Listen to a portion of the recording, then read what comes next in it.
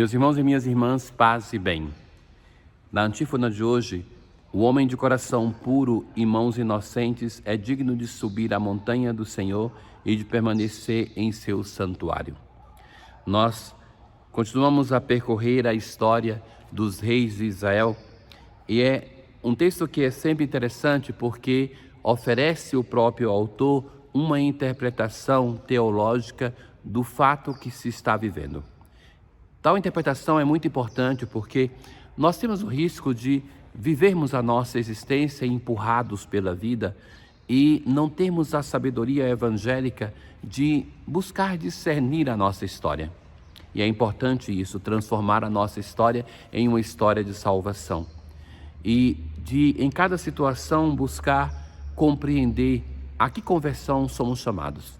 Veja que o texto do Antigo Testamento muitas vezes vai ler o sofrimento como um castigo de Deus. Isso não é cristão. Jesus não pensa isso e nos evangelhos muitas vezes Jesus vai corrigir essa interpretação. Contudo, Jesus em algumas situações vai dizer assim, que isso está acontecendo não porque pecaram, mas se não vos converterdes, vos acontecerá algo pior. Então, no sentido de que a que conversão sou chamado nesse momento concreto na minha vida? Este fato da história do meu povo, na minha história pessoal, a que conversão me chama? O que devo mudar na minha existência? Então, que isso é um caminho interessante e importante e que nós vemos hoje quando Ezequias é rei de Israel. Ezequias é um rei santo, um rei que é muito diferente do seu pai Acás, que conhecemos a história, terminamos de ler. Então, Senaqueribe é o rei da Assíria.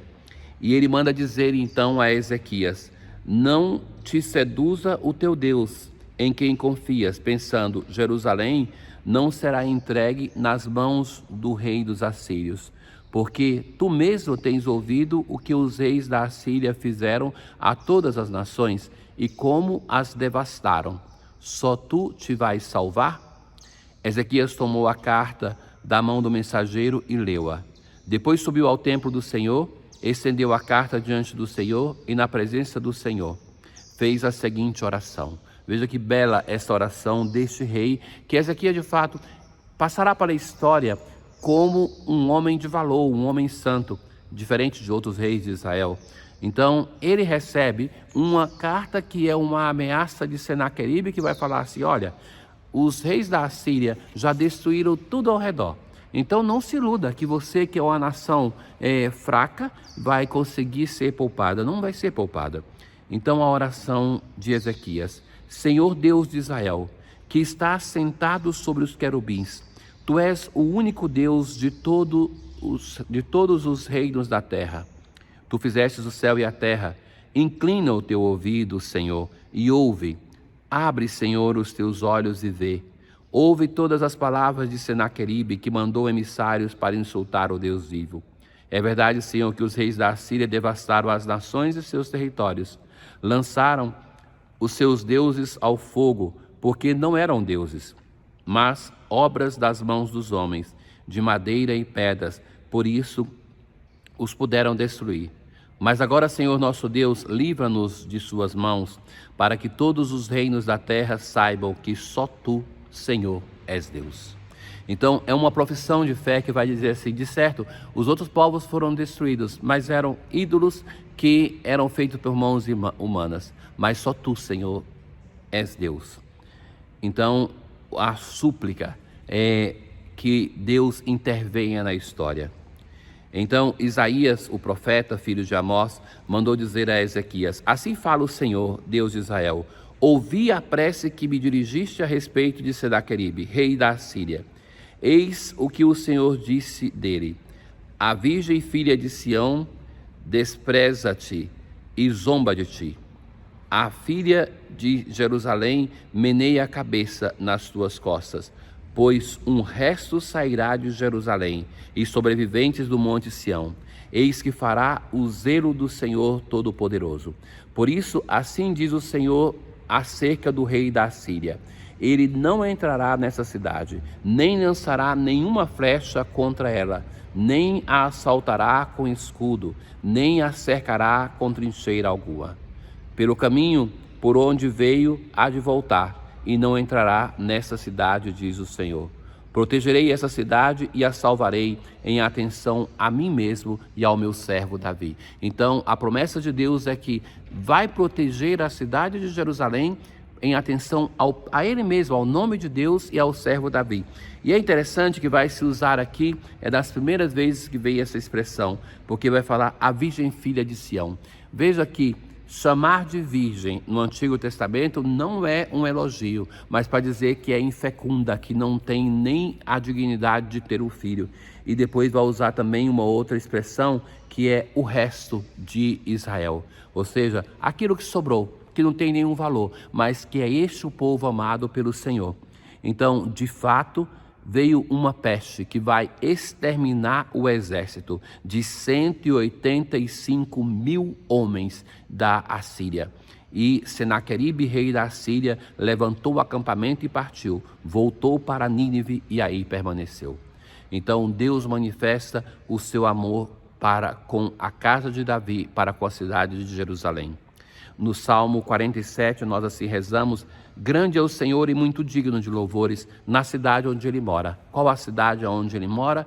Em Jerusalém. Seu Monte Santo é a alegria do universo. Monte Sião, no extremo norte situado, és a mansão do grande rei, és um refúgio poderoso. Recordamos, Senhor Deus, vossa bondade em meio ao vosso templo. Com vosso nome vai também vosso louvor aos confins de toda a terra. Hoje, na aclamação ao Evangelho, nós assim rezamos com o evangelista João: eu sou a luz do mundo, aquele que me segue não caminha entre as trevas, mas terá a luz da vida. Deus compartilha a sua vida, a sua luz com os seus servos. Nós, na união com o Senhor, nós participamos daquilo que é o nosso próprio Deus. Jesus continua o seu discurso, de certo que o Sermão da Montanha, ele tem a sua conclusão, e aqui tem umas repetições de algumas sentenças que não seguem a estrutura do sermão, mas se vê que a comunidade cristã de Jerusalém, a que se destina o Evangelho de Mateus, deixou compendiado essas sentenças de Jesus que, em resumo, ajudam no caminho do discipulado. Naquele tempo, disse Jesus aos seus discípulos: não deis aos cães as coisas santas, nem atireis vossas pérolas aos porcos. Vejam que os pagãos eram chamados pelo povo de Israel de cães e de porcos, que eram animais profanos, que eram animais que não entravam numa casa de Israel, numa cidade de Israel. Então, Jesus não está discriminando esses povos, porque o reino de Deus também é destinado a eles, mas está dizendo que no administrar as coisas santas devemos dar atenção, porque às vezes, dando-as a quem não quer, a quem não está preparado para recebê-las, nós desperdiçamos a graça de Deus. Tudo quanto quereis que os outros os façam, fazei também a eles. É a chamada regra de ouro do Evangelho, porque é o modo mais simples de compreender o amor que nós devemos dar para com os outros. Aquilo que nós queremos que nos façam, que nós façamos. Depois, o texto continua com uma expressão sobre a porta estreita.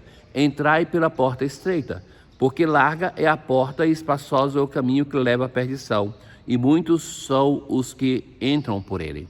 Então, a expressão da porta estreita e da porta larga, porque o ser de Cristo, o ter uma opção pelo reino de Deus, exige uma disciplina, uma renúncia. Então, por isso a imagem da porta estreita, de um empenho para seguir o Senhor, que não vem por osmose, que não somos carregados, mas que devemos ter discernimento e uma opção de vida. Como é estreita a porta e apertado o caminho que leva à vida, e são poucos os que o encontram. Meus irmãos e minhas irmãs, que essa palavra de Deus que transforma o nosso coração nos traga a salvação, que nós possamos acolhê-la na nossa vida.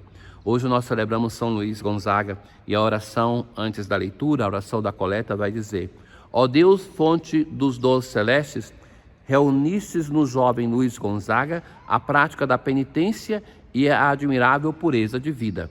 Concedei-nos, por seus méritos e preces, imitá-lo na penitência, se não o conseguimos na inocência. Tenham todos um bom dia. O Senhor esteja convosco, Ele está no meio de nós. Abençoe-vos o Deus Todo-Poderoso, o Pai, o Filho e o Espírito Santo. Paz.